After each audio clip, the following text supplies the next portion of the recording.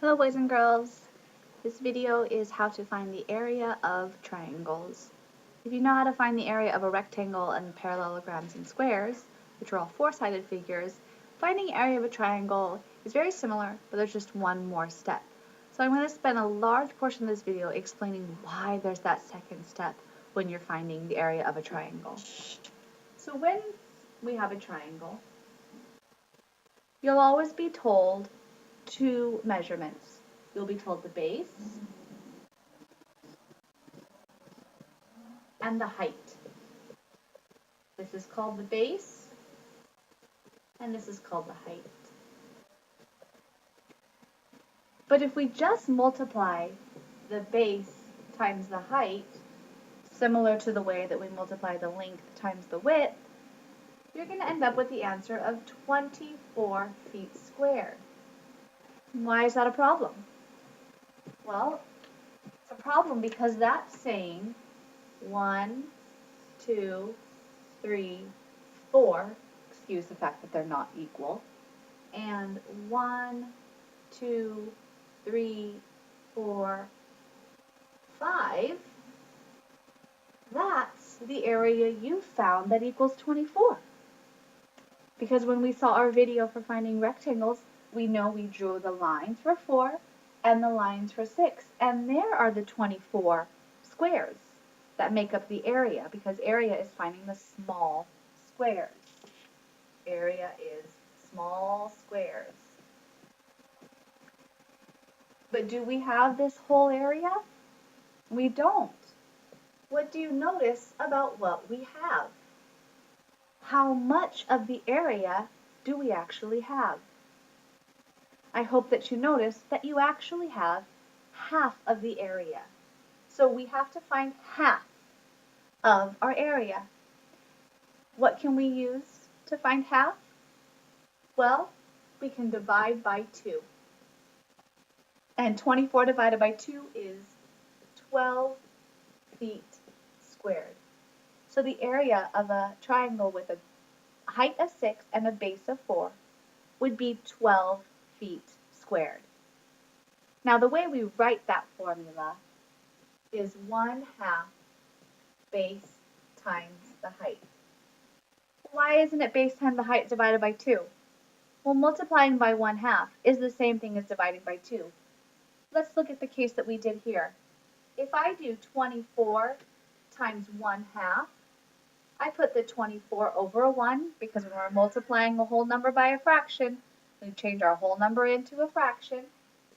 24, and then we just multiply straight across. 24 times 1 is 24. 1 times 2 is 2.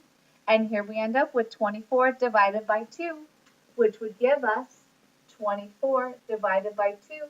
2 goes into 2 one time. 1 times 2 is 2. 2 minus 2 is 0. Pull down your 4. 4 goes into 2. 2 times. 2 times 2, 4. And we reached 0. And we got our 12 that we were looking for. And that's why dividing by 2 is the same thing as multiplying by half. And this is the formula. Now, it's not that hard. What's going to be the hard part? Remembering. So what I would suggest when you're given a problem and you're asked to find the area of a triangle, always complete the rectangle and draw your grid to remind yourself that you only have half. And it works for any kind of triangle you have. Sometimes you'll be given a triangle that looks like this. And you'll be told the base and the height. Now the height goes in the middle because our heights are not diagonal lines. Our heights are straight up and down. So if you're told this is 8 inches and this is 11 inches, we need to have 1/2 of base times height. Now to remember that I have to do half, I would draw my rectangle, make my 11 grid, 1, 2, 3, 4, 5, 6, 7, 8, 9, 10, 11, because this is 11 inches, and then my 8, 1, 2, 3, 4, 5, 6, 7, 8. It doesn't have to be perfect because it's just for you to remember. No one's going to be testing you on drawing these grids. So then I look and I remind myself, that's right. This is 8 and this is 11, which means my total is 88, but I don't have 88.